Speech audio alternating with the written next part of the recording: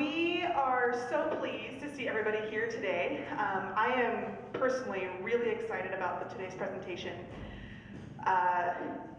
Just a few housewarming pieces that we'll cover real quick here. If you haven't realized it, Christmas is next week. There are only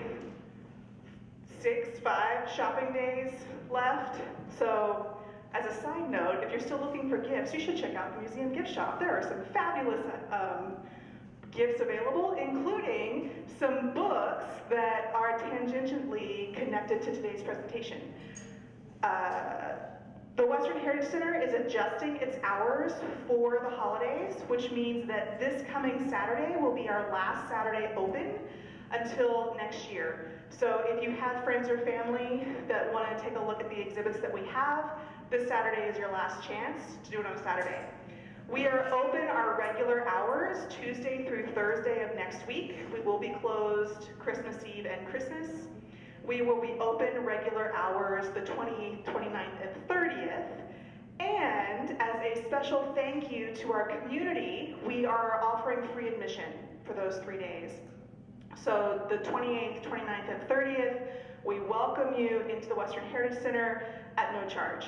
And then we will be closed January and February, and almost every exhibit in the building will change. The only exception is our newest exhibit, Diseases of the Past. So healthcare on the reservation will travel, the story of us will come down, how we work downstairs will also come down. And I am really excited about next year's brand new exhibits that you will be able to see when we reopen March 1st. So today's presentation is culmination of 2 years of dedicated personal research. As a little side note, the Browning family really first came to the Western Heritage Center's attention in 2016 in the process of doing the exhibit, The Southsiders. That exhibit is now a traveling exhibit and has an online virtual portal, which I encourage everybody to check out on our website. And the more that we dig into the members of this family, the more the Western Heritage Center staff has fallen in love with them. And so it's culminated in today's presentation focused solely on the historic Billings Block neighborhood. The presentation today is given by Heather Torrence. Heather is a part-time staff member here at the Western Heritage Center, so you've probably seen her around. She's currently assisting with research and community outreach and PR, and is presenting today on 2 years of research into one of Billings' founding families.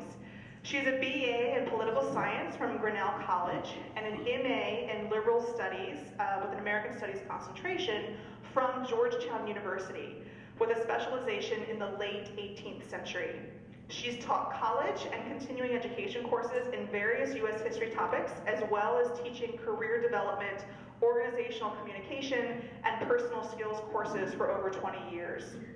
Heather is originally from Sidney, Montana, go small town Montana, but has deep roots in the Billings area. She's passionate about local history, especially lesser known stories and figures from early Billings. And she is very interested in the many, many reformers, activists, and rabble-rousers who have shaped our regional history. So with that, I'll turn the microphone over to Heather, and I encourage everybody to sit back and enjoy. Welcome. I'm so glad everybody came. And welcome to our Facebook Live, folks. Please feel free to enter questions in on the chat.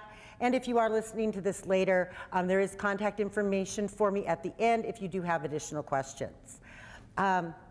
Without further ado, let's get started. So it actually was a little mistake originally that led me to find more about the Brownings than we already knew. And to find out that while we knew that they had made a significant role in early Billings and been very involved, we really didn't know the complete depths of that. And the last couple of years have been really incredible in getting to know them. And while we don't have heroes and villains in history, really. Those are mythological or fictional constructs. But it is hard not to fall in love with a lot of different people that do all of these very interesting things that we kind of don't expect at their time. So I do want to remind you, though, that they aren't pure heroes, so we'll talk a little bit about some other conflicts that may have arisen, but it's a really important story to understand how Billings' political system came to be, and the fact that we do have this really vibrant, strong system that involves both parties, and it's never been just one voice. It's always been some conflict. And part of that is because of the Brownings, their specific actions, as well as the early community here and the neighborhood that they helped found. So meet the Brownings. Our father is Walker and mother Ruth. And they actually were married in 1872 in Omaha. Both families had moved to the Midwest by then. And they ended up having 3 children. Jessie Louetta would only be called that at her birth, and once again, and always Lulu, Charles and Claudia. And the kids were all born during their Wild West years. So while we're mostly talking about their political impact, we can't really talk about the Brownings without talking about their frontier adventures. They spent a decade before helping found Billings in all of these places doing a lot of really fascinating things. We don't have a huge amount of early information about them. There are different reports. We have Walker's daughter tells us he was orphaned, but his mother comes to visit in a Billings Gazette story that is substantial enough to think there probably was a complex family structure, maybe a stepmother or a foster mother at some point. But they married fairly young and headed right out for the West. And of course, Omaha at that time was pretty settled and wouldn't have been the same as being in New York, but certainly was a major city. So they wanted to find opportunities in the frontier, and while we don't have time to go through this in depth, there was a lot of adventure. He's in Yellowstone Park. They go to the Gold Rush in Deadwood, all over the place, really involved in the early West. We are going to talk about Browning v. Calhoun, a situation/court case from 1881. Right after that, Walker will move to Billings by way of Miles City, and by 1883, Ruth will bring the children, and I wish we had time to talk about the incredible trip she had getting here. But it's important to talk about Browning v. Calhoun because this was an experience that Walker had early on, the whole family, that would have let them know that while there was great opportunity in the West, and things like segregation were different and sometimes less restrictive here, that there were lines and that there were dangers for a black family in the West. The two stories are fairly different because one is a person's reminiscence as a child of something that happened, and the other one is actually, we found the court documentation in the paper. But a bad man basically tried to steal their house, and it's heavily implied that because he's white, he thinks he's going to get away with this. And when Walker goes to defend himself and grab his gun, Ruth reacts very strongly. You can't do that. If you kill him, you'll be hanged.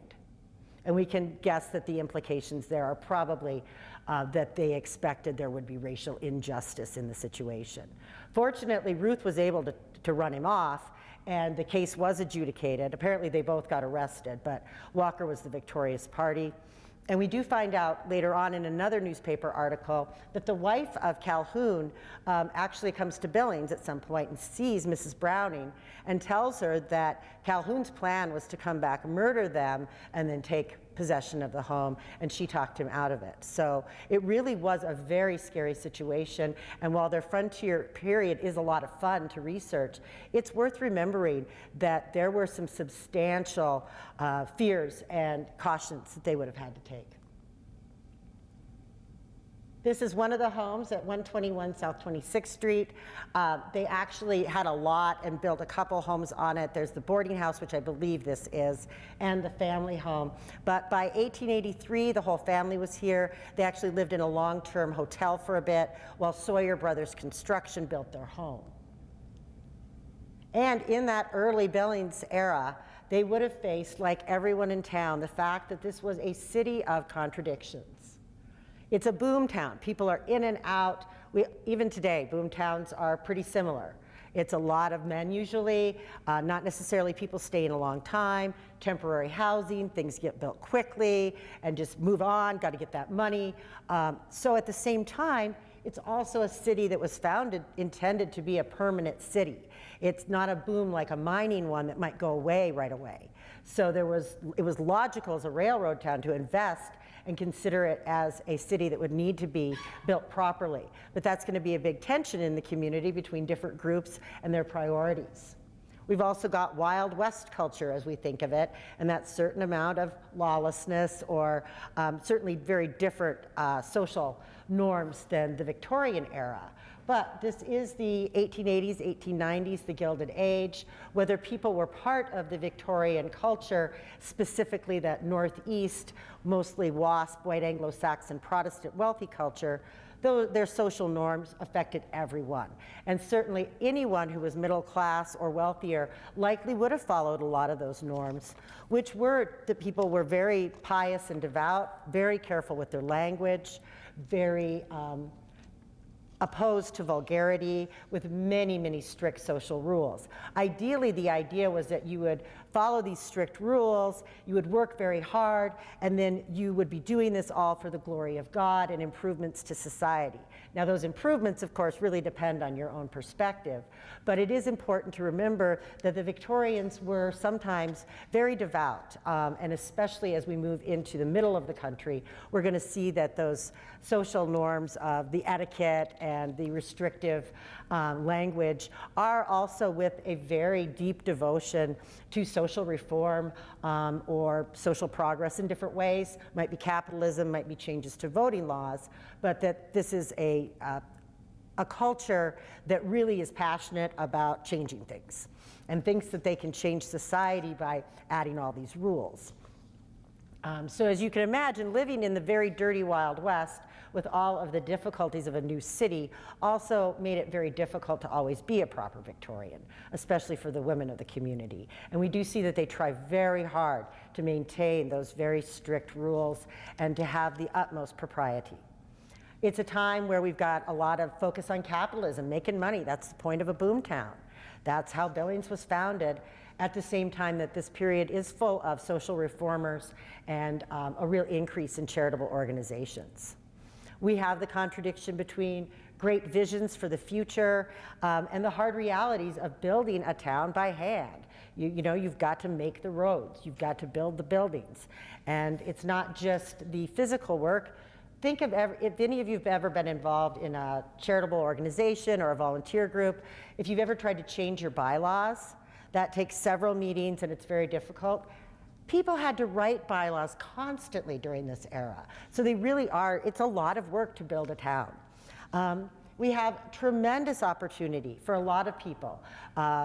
Black people, Asian people, also different socioeconomic groups. There were a lot of times where you might not be able to make it in a city further east, but there were opportunities in the west. And as cities get founded, there does tend to be an all hands on deck attitude. Everybody's got to help out, everybody participate, we're in this together. But as we start entering into being a founded city and growing, then there becomes, honestly, and it's very inconsistent, it happens in lots of different ways, but throughout the second generation of Billings' life, there was a very persistent increase in discrimination and behavior and rules that were designed to segregate society further.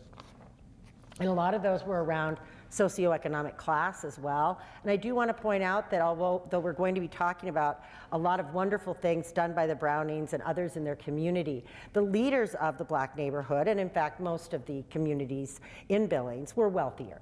And there were class issues in that neighborhood, people who felt that they couldn't access opportunities, and people that did feel that there was discrimination continually on basis of money. So we want to be honest with history and point that out, that this was not some sort of utopian neighborhood, but certainly gives us a very different perspective on the time than we may have had previously. So in the, as this neighborhood forms, we don't know exactly the circumstances of how Walker happened to have that lot. There's an academic, Anthony Wood, he's almost got his PhD, but he's already published a book that we're selling on Black Montana. He's done some research and believes that Billings Black neighborhood was the only one in the country where there was de facto segregation. This was not legally done. This was observed very strictly, but with no laws in place. But that neighborhood, though segregated in housing, was fully integrated in the first couple decades in most areas. Education, church, most of the businesses. So it's a very unusual situation that definitely deserves a lot more study. We won't have time to go into all the background, so I'm going to have more on my slides than I get to, but I do want to emphasize that this community was built quickly, but very well built in terms of being planned carefully, and everybody was encouraged to get on board, join organizations, join the men to join the Republican Party and get involved. And generally the Brownings really served in the beginning to encourage others to also take a place in public life and start working toward civil rights actively. Now, one thing that often gets covered, especially in past decades and talked about with this early neighborhood, is that there's a lot of crime. We get a lot of stories in the newspaper covering that. All this crime over there. Well, let's look at a map. So the restricted area is outlined in red on its boundary there.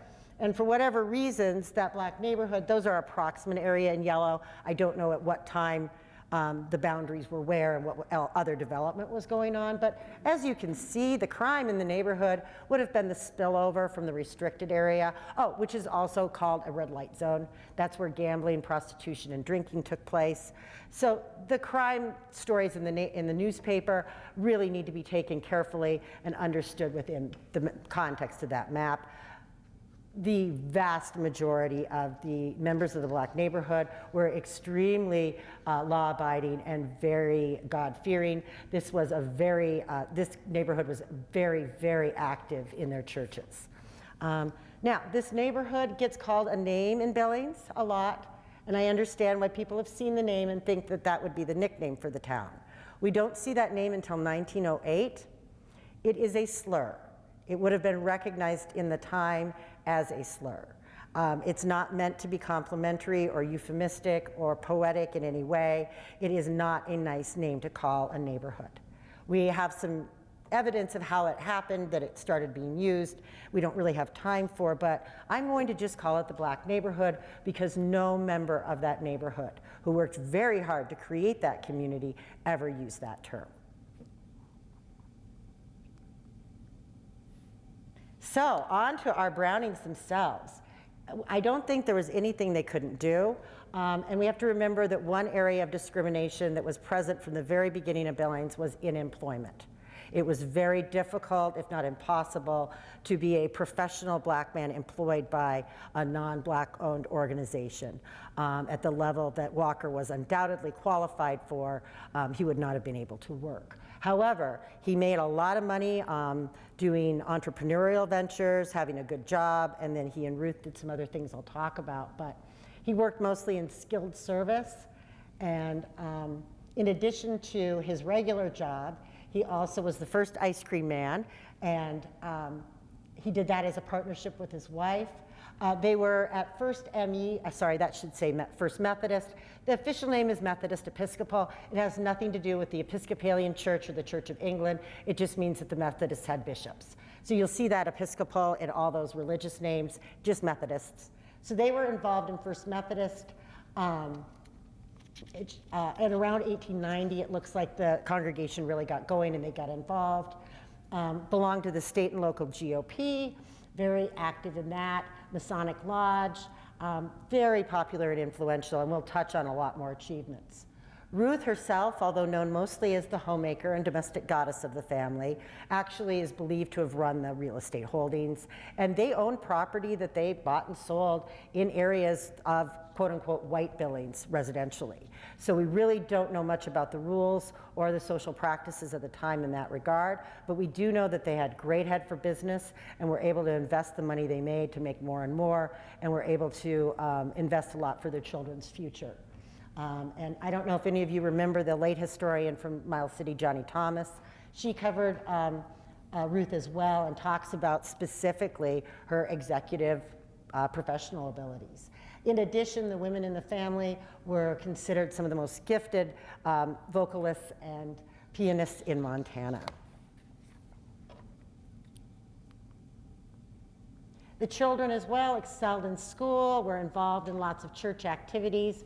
Here's Lulu's recipe for potato salad from the Young Progressives Cookbook of 1893, and this was a project of the Methodist Church, and that's her Sunday school group. This would have been the young adult class. And she does get married around this time, and the family, this covers just the tip of the iceberg of their involvements. These are their main things. We've got a lot of other things that they're doing and involved in at this time. Very patriotic, very sociable, and again, Walker and his son Charles are putting a tremendous amount of time and energy into the Republican Party, and Charles will go on to found the TAF Sherman Club, which nowadays we would call the Young Black Men's Caucus of the Yellowstone GOP. Probably spent hours and hours each week involved in community activities after their jobs and daytime responsibilities. Now we get to 1896 to 1911, and great things are happening. We are making some progress with expanding civil rights, and while this didn't turn out well in terms of the quality of the print, the headline is Peace, Prosperity, Union in 1909, reporting on really positive things happening. This is from the Montana Plain Dealer. This was a statewide black newspaper that focused on Great Falls, Billings, and Helena. During this time, everybody in the family is really achieving amazing things. I do want to note a few things. I won't go through all of this, but for the last 20 years of his life, at least, it looks like Walker was a porter at different men's clubs, and some of their names changed as well. These were white-only men's clubs, and he would have been serving people like Yagan and Moss, who were his peers politically. In the evening, they would have been in equal footing in all their activities. He was a very prominent member of the GOP, and he had a lot of pull with both white and black Billings. And it must have been a very challenging situation to then go to work and wait on people that would have been friends and sometimes frenemies, people that you would have been collaborating with and in conflict with. And everybody who marries into the family also gets very involved in all these activities. The sons-in-law and the daughter-in-law that we'll add as well. But it is notable that Claudia Browning married Captain Horace Bivens. We don't have time to get into Bivens' background, but he deserves his own program completely. His sharpshooting records in the US Army were not broken until the 1970s. He was a hero of the Spanish-American War. He and his men helped save, actually, he wasn't the leader of the cavalry unit, but he was a very prominent member. And those are the fellows who saved the Rough Riders of Teddy Roosevelt twice in 1 week at San Juan Hill. The real heroes of, admittedly, a not very heroic war. But he was very well known. Wild Bill Cody wanted him to be in the show, and he preferred to stay in the Army. So he married Claudia, and he was active service, so they didn't live in Billings the whole time, and he would come in and out of the community.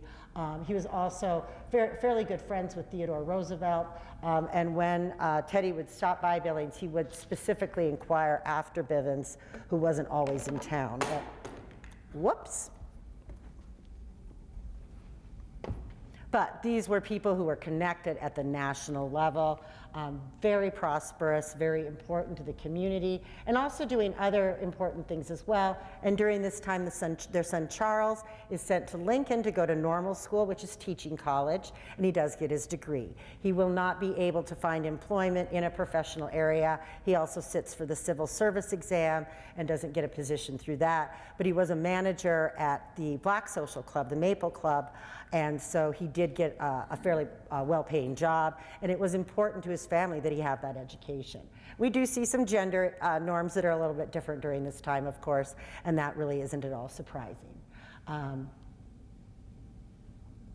So in 1908, again mentioning that Charles is forming the TAF Sherman Club, this becomes really important.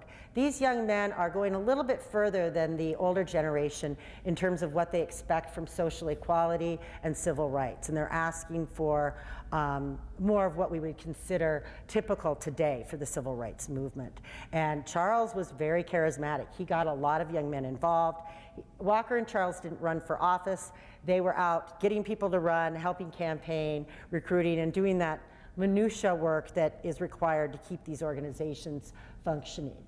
Claudia also receives a lot of attention. She's back and forth from the Philippines while her husband is deployed, and it's a national story that she comes back to give birth on great American soil.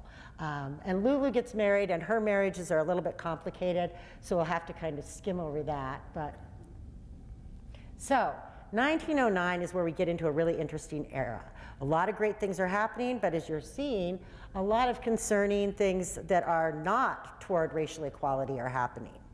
As we're making progress sending a black man to Montana's Congress, Montana's also passing a law after almost 40 years, Billings as a town and other towns on their 50th, 60th year, suddenly were banning interracial marriage, and they're getting very aggressive with going into people's homes to root out interracial cohabitation. There's also a new homesteading program, a fairly small one, but the rules are race neutral, and there's extra benefits for veterans of the Spanish-American War. So people in Billings and across Montana get the word out. You've got to come here. This is a great opportunity. And in 1911, another big issue from this era, Charles Browning is selected by Governor Norris to be one of Montana's delegates to the Negro Educational Congress in Denver. This is a national congress. W.E.B. Du Bois is the keynote speaker. He is a very well-known political philosopher at that time and civil rights leader. This is a very big deal. Ruth goes along. She does travel a lot on her own and with other members of the family. But I'm going to take a pause before we finish out this part of the Browning story and talk about some of the contradictions of this era that we've been talking about. So here's the article that the Peace, Prosperity, Union headline comes from, and it was a poor copy, so I retyped it. Basically talking about how Charles is really getting things going, but they're also complimenting Yellowstone County that the Republican Party there will acknowledge the contributions of its black members. And this paper's coming out of Helena. This is very pointed criticism by the editor, Jay Ball, who is another person who needs to be researched. He's making some very pointed remarks about Helena here. This I will not read. There's nothing in it that is appropriate to be read out loud. This was in the Laurel Paper following the announcement of the race-neutral homestead lots. We are not seeing this language heavily in the 1880s and 90s. It is into this time that we start seeing this and the celebration of sundown towns.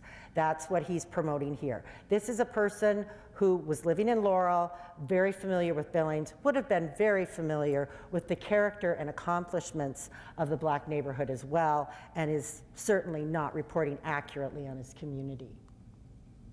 Even in what the newspaper covers, we've got our statewide black newspaper in 1909 talking about U.S. Treasury Register Vernon visiting and giving a program about the value of the church. Big deal in Helena, very important government person, very accomplished. Yet, and I found one, I couldn't find one from the same year, but around 1913, fictionalizing ignorance that simply is not being expressed in town. This is nothing that would have been reflected in the actual culture of Billings' black community on the right.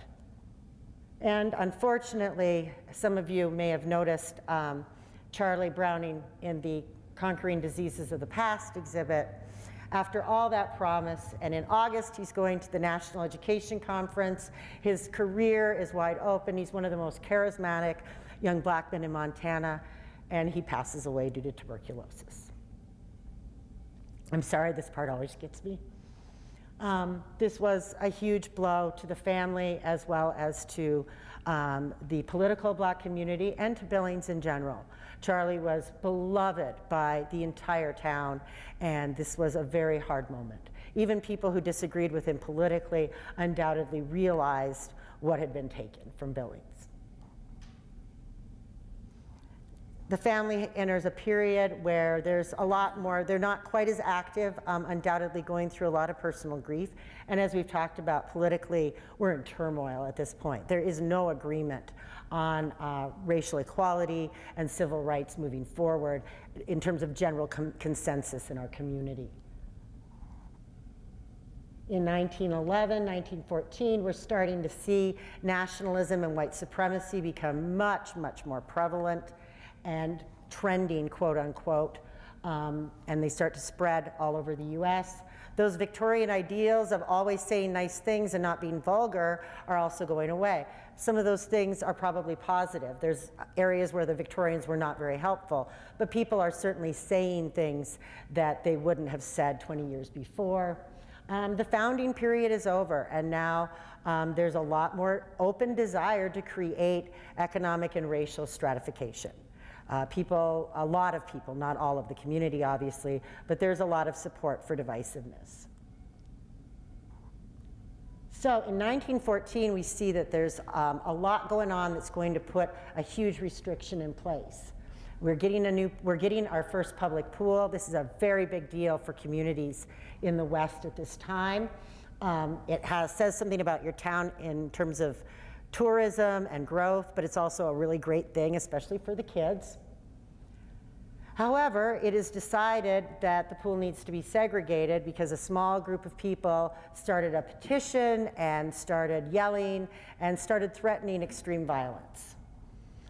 In the end, it was decided that there wouldn't even be a separate but equal kind of compromise even considered, and that no black person in Billings would be allowed to use the swimming pool, despite, of course, contributing greatly to the tax base that paid for it. And we're going to talk more about this, the events in July, but I don't think it's any accident that specifically Black Women's Social Club was formed in September. The writing was on the wall that that era of integration was coming to an end, especially for the kids who had in their lives a lot of these issues like the employment discrimination affected them, but that wasn't their everyday. They were in an integrated school and integrated churches with integrated groups of friends, and suddenly they couldn't go to the pool. In a very unusual move, Walker, who has always been very positive, working within the organization, working to change the platform. We don't think of the letter to the editor as a very bold statement, but this is a very bold step. To put this in writing, undoubtedly with a lot of contributions from the community in general. And I'm only going to read a few passages. I definitely encourage you. The full letter is printed in the 25 Objects exhibit, and it really is beautifully written. Sorry. I just want to read 3 passages.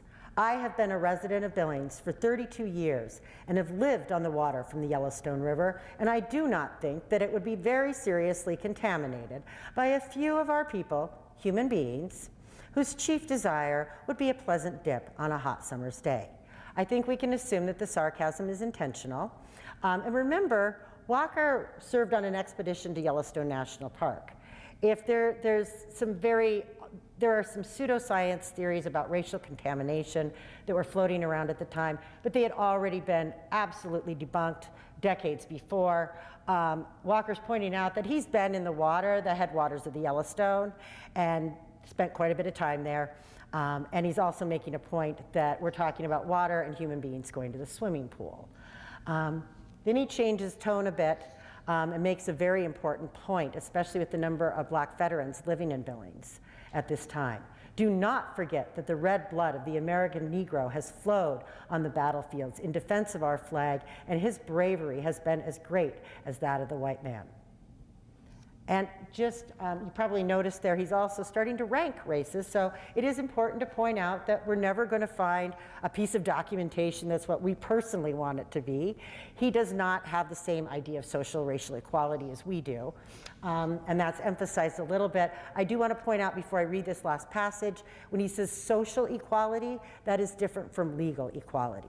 We do not know for certain what his actual beliefs were. We have hints and tidbits, but he may have said this to kind of take that out of, we're not trying to, he doesn't want to ignite, for instance, the intermarriage debate. He's talking about very simple discrimination issues, tax-based, that kind of thing, legal equality. We do not seek social equality, and we do not want it, but we feel as if we are entitled to the rights of American citizenship, especially in view of the fact that we have paid taxes for the construction of the swimming pool as well as other municipal improvements. And here we think Ruth probably influenced his language, because again, he changed his tone a bit in a really beautiful passage. We have souls the same as white men, hearts that beat as true, and ideals that reach as high. And we know that this discrimination is not going to stop the progress of the colored man. He has endured too many hardships to ever want to go back. And truer words were never spoken, but it would be a very, very long journey.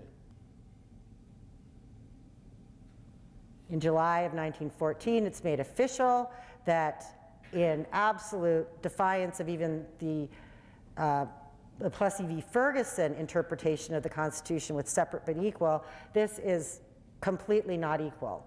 And there's no acknowledgement, nor is there ever the follow-up investigation that we heard about, at least that we can't find in the paper. It still remains to be seen if we can track down some of the original documents on this. So 32 years after Billings was founded, enough time for a person to grow all the way to full grown-up adulthood. 32 years in, suddenly public segregation was needed for the first time in the eyes of a number of Billings residents. This was not the majority, but it was a very loud and very threatening group. Segregation had been tried other times, but often failed because simply low population in general.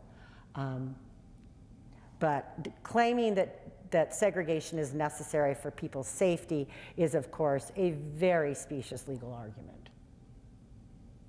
So, from 1914 till 1955, the pool was segregated. Now, in 1955, finally, those decades and decades of continued civil rights action, and we'll talk about that in a minute, what happened after this. Among the family and in Billings. But the civil rights movement in Billings continued on, and it was due in part to those actions, along with Brown versus Topeka Board of Education in 1950 that struck down separate but equal. There was a lot of pressure on states to get things handled, but that was combined with pressure from within the state by numerous groups, especially the Phyllis Wheatley Women's Club, that really kept this issue alive decade after decade. Now, segregation was banned in 1955, but we have very strong reports that it continued de facto well into the 70s and possibly the 80s. Now we'll go back to talking about the family a bit.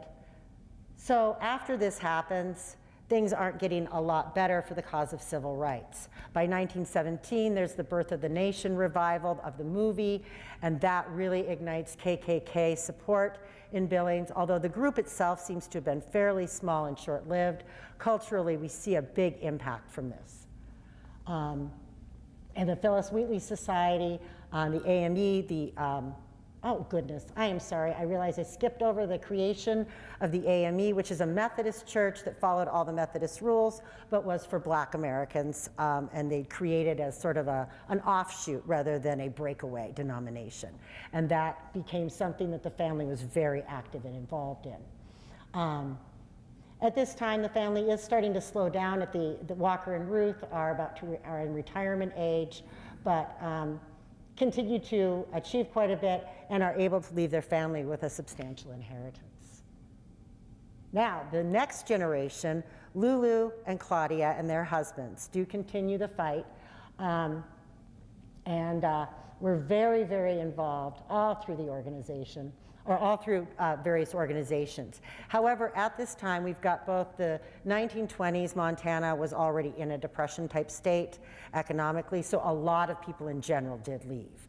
But with the kind of numbers and the kind of changes in population we're seeing, and when we look at these massive cultural changes, it's not hard to see that a lot of families, Black families, left because it wasn't a great place to be anymore in terms of equality, or even the Brownings seem to have encouraged. Unfortunately, the third generation of the family experiences a lot of tragedy, but those surviving children were often encouraged to seek their fortune elsewhere.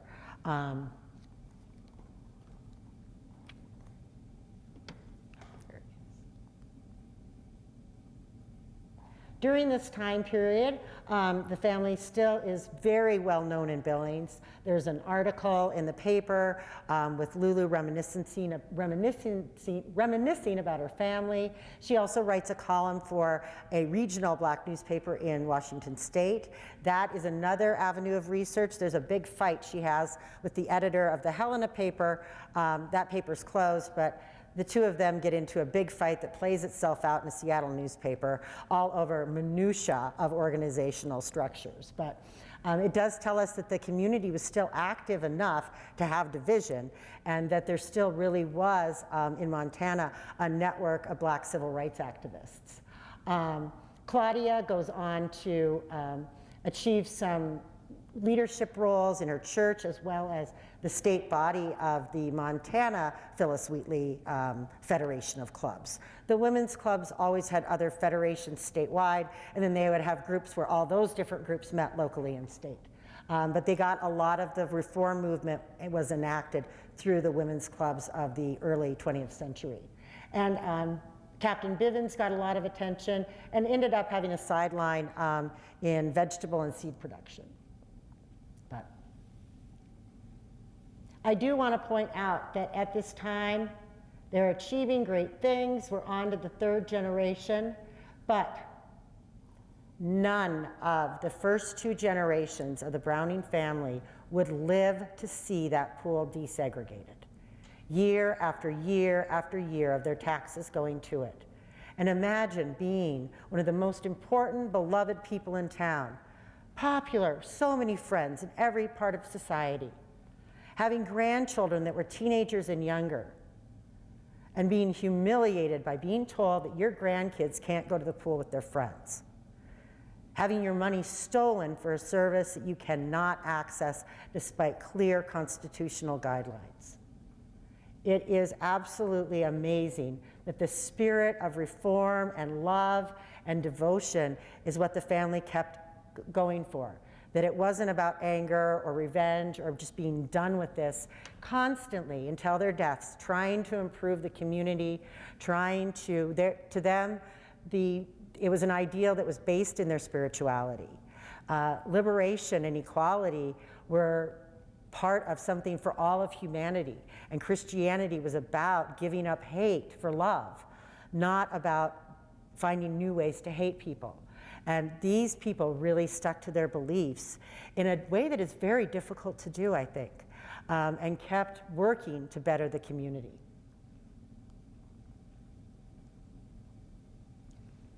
By the 1950s, probably only one person was left in town, and that was the son of Lulu's, who did have schizophrenia and most likely did not, we don't have any indication that he worked professionally. But I do want to point out that even though the Brownings are gone by this point, now we really see the influence and the impact of their actions and of that whole community of those first generations. By the 1960s and 70s, the Phyllis Wheatley Society becomes an organization for all women in Billings who have an interest in reform and cultural unity. It becomes a place where Black women, Latino women, white women, Jewish women, Native American women, Asian women, Pacific Islander women all come together to work toward new goals for Billings. The Rocky Mountain College had a Black student union at this time. And while not related, Native American rights were becoming a very big issue in the 1970s, and organization around those issues was beginning. By the 1880s and 90s, Billings faced the fact that certain white supremacist group had targeted this region for some sort of takeover where they were going to create an apartheid state here. Obviously, that wasn't something that ever even came close to fruition, but they were very aggressive, and they've done it in recent years. Flyering, putting up swastikas, very aggressively coming after the community. And I believe that it is partly because of our early years as a community that talked about civil rights, that debated it and had organizations working on it, and multiple organizations across all different backgrounds in the community, that in the 90s, not in our town occurs. And when these white supremacists attempt to go after our Jewish families and attack and intimidate them, Many, many, many residents of Billings put menorahs in their windows to make it difficult to tell who is Jewish and who is not. Actions like that we are all very proud of in our community don't come out of nowhere. We have an invisible infrastructure that helps us stand up for justice when necessary. Excuse me. It's too early to talk about 21st century history, and it's difficult to analyze the history you're living in, but we can certainly see that civil rights are a big topic in Billings again, and we've been having a lot of conversations, not just around racial equity, but around many other aspects of civil rights. And that, again, is something that comes all the way from our very first years. And I would say that these pictures are all the legacy of the Brownings and of that early Black neighborhood from the 1950s to recently. We will always have a little bit of division, but we will always be a community that debates and talks about big issues. As I said in the beginning, this was an exceptional family, and we have an incredible amount of information about them thanks to their popularity and longevity here, and the fact that the Gazette seems to really have loved covering everything that they did. But there were other families like them that also contributed greatly, that may have moved around a bit or not stayed as long, but made equally valuable contributions.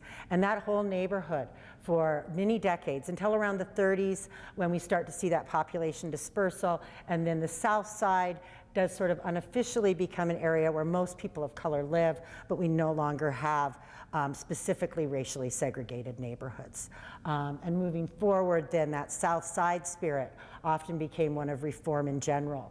And not only that early Black neighborhood, but the South Side all share the legacy of these early years and the sheer amount of hours and devotion that went into moving these issues forward.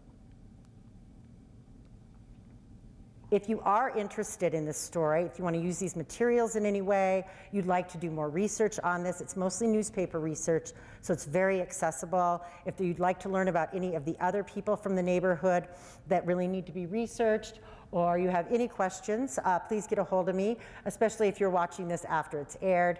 Here's my contact information, and I really am hopeful that this will become a long-term research project, and not just about the Black neighborhood, but about all of social reform in Billings. But this is certainly an excellent place to start, and really, I think, gives us a lot of cues to the community we have today. Does anybody have any questions? Yes? What was the population of the Black community at its apex? So that is a very good question, and I hope to know more of that answer eventually. Our population data is not great from that era.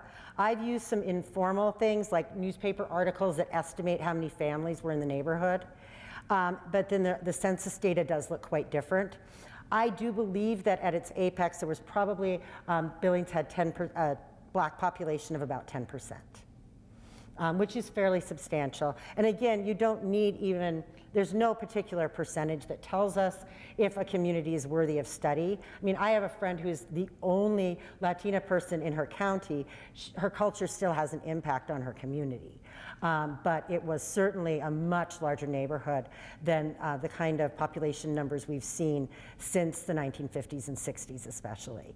Billings has definitely gotten less diverse over time. And what decade do you call its apex? I would guess the 1890 to 1900. Okay, thank you. Anybody else? Yes? How many landmarks do we have that you talked about that are still on the south side? We don't have very many. The Wayman Chapel is still standing. I don't believe there are any plans to preserve it over at, I think, 5th and 26th. And I do like to go by there. It's nice. You can see Lulu's name on the cornerstone, and it's really lovely. It was very small, though. When you go, you'll kind of realize that the community couldn't have been huge. Not everybody belonged to the AME church in the Black neighborhood, but it's certainly not a huge church. Probably about room for 50 to 70 worshipers. Other than that, there's very little still standing. Lulu's house is gone. She had another house when she married over, like, I believe 4th and 28th. The lot is vacant, but that house is gone as well. However, the children went to school at the Lincoln Center, and there are, because the whole neighborhood was so involved in Billings' business life, they certainly, a lot of the landmarks from early Billings apply to the family as well. But unfortunately, very little was preserved, and we don't have primary documents like journals or letters. Yes? Do you know if there are any burials here? Yes, there are. The whole family, the Brownings are at, or most of the family is at Mount View, and there's a lot of looking and researching.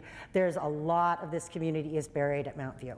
So were they buried in a segregated manner? No. There's a little bit of grouping, but there's no sense of actual segregation. It is persistent and inconsistent in terms of where the segregation happened. It really is. That itself is another project that probably across Montana, I would not be surprised if an academic pursues that at some point, because what's happening in Montana is fairly unique. Whoops, again. Yes? You said population would be about 10%. What year was that? I'm guessing, and that would have been at some point in the 1890 to early 1900s.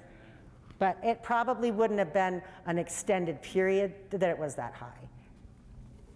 And again, historic population numbers, we're talking extremely rough estimates. Yes? Do you think the reason for it dropping from that height is due to an exodus of the black population or due to an increase of the white population? Most likely increase of an immigrant population specifically, it would be my guess. And then we also have that influx in the early 20th century of the Latino, Mexican American, and Puerto Rican American population coming into Billings for farming. So probably some depopulation, but most likely, and there's promotion to different groups. They're going to different countries to say, hey, move to Montana. So it does get complicated when we look at who's coming in and out and why. Now, by the 20s, I think that we're seeing more people leaving, but earlier on, I think it would have been a pretty stable growth, and then the rest of the community's got some spots where it's really, really booming. Anybody else? Well, oh, yeah. I'll ask one more question. Absolutely. Do you know any more about the local minstrel shows? Yes. It's very, very complex. There's a lot of coverage in the newspapers, so we have really excellent details. The reactions are mixed. Both black and white Billings is often very enthusiastic, but then we start to see a different tone, and there's a kind of sort of, you know, Montanans kind of make fun of North Dakotans or Wyomings. Sometimes racially we'll see kind of that almost playful banter in these times, but then you'll start to see a real aggressive, more of a white supremacist tone come to it. And I wouldn't want to comment definitively on any of that. It was a very popular entertainment in Billings. However, and we do know that black residents of Billings did go to the shows. However, it doesn't appear that it was something that they ever really sought out to bring in. And the black community in Billings did a lot of performing, musicals, plays, and that kind of thing. And it was always, I mean, a higher level of cultural stuff. It wasn't just the fact that they weren't interested in having blackface performers come in. I think also in general the entertainment interests were for what we would consider higher culture. So I think we'd need to do a lot of research to get a really good handle on the community in general and what impact those shows had. They definitely were mocking, but the tone does get meaner over time in this era. And there were other forms as well. There were a lot of other cultures that were minstreled at the time. And the shows would often have performers, white performers that were pretending to be black, and then a white performer pretending to be Japanese, and it's odd. Anybody else? Well, thank you so much for coming. Oh, is there anybody on the, okay. Well, thank you so much for coming. Let me know if anybody has more questions or would like to get their hands on more of these materials. And have a wonderful day. I do want to mention that this is one of many original Billings research projects that the museum has going on, and that a membership to the Western Heritage Center makes an excellent gift for yourself or your family members. I am doing the PR around here as well. But seriously, because of community donations, sponsorships, and our really amazing group of members, we are able to do original research. I'm just doing this little piece. Kevin, Lauren, and Cecilia, as well as other staff, are tackling a wide variety of topics from different time periods, all of which give us new information about the story of us. Thank you.